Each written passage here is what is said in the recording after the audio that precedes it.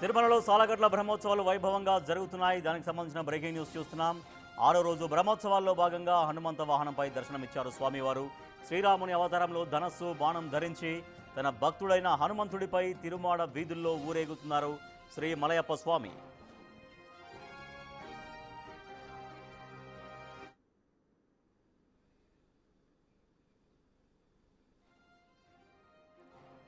నిన్న సాయంత్రం బ్రహ్మోత్సవాల్లో ప్రధాన ఘట్టమైన గరుడ సేవ అత్యంత వైభవంగా జరిగింది.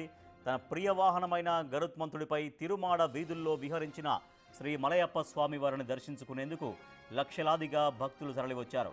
భక్తుల గోవిందనామ స్మరణతో తిరుమల గిరులు మార్మోగిపోయాయి.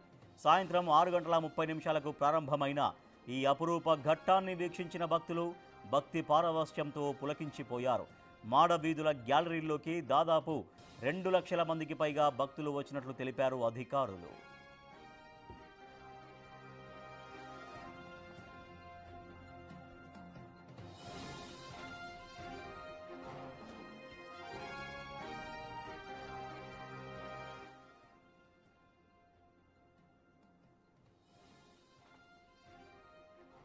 తిరుమలలో సాలగట్ల బ్రహ్మోత్సవాలు వైభవంగా జరుగుతున్నాయి. 6వ రోజు బ్రహ్మోత్సవాల్లో భాగంగా హనుమంత వాహనంపై దర్శనమిచ్చారు స్వామివారు.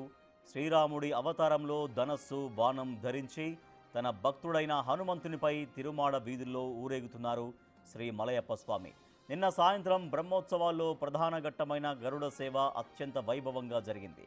తన ప్రియ వాహనమైన గరుత్మంతుడిపై తిరుమాడ వీధుల్లో విహరించిన శ్రీ మలయప్ప స్వామి వారిని దర్శించుకునేందుకు లక్షలాదిగా భక్తులు తరలివచ్చారు. భక్తుల గోవిందనామ స్మరణతో తిరుమల గిరులు మార్మోగిపోయాయి. సాయంత్రం 6:30 ప్రారంభమైన ఈ అపురూప ఘట్టాన్ని వీక్షించిన భక్తులు భక్తి పారవశ్యంతో పులకించిపోయారు.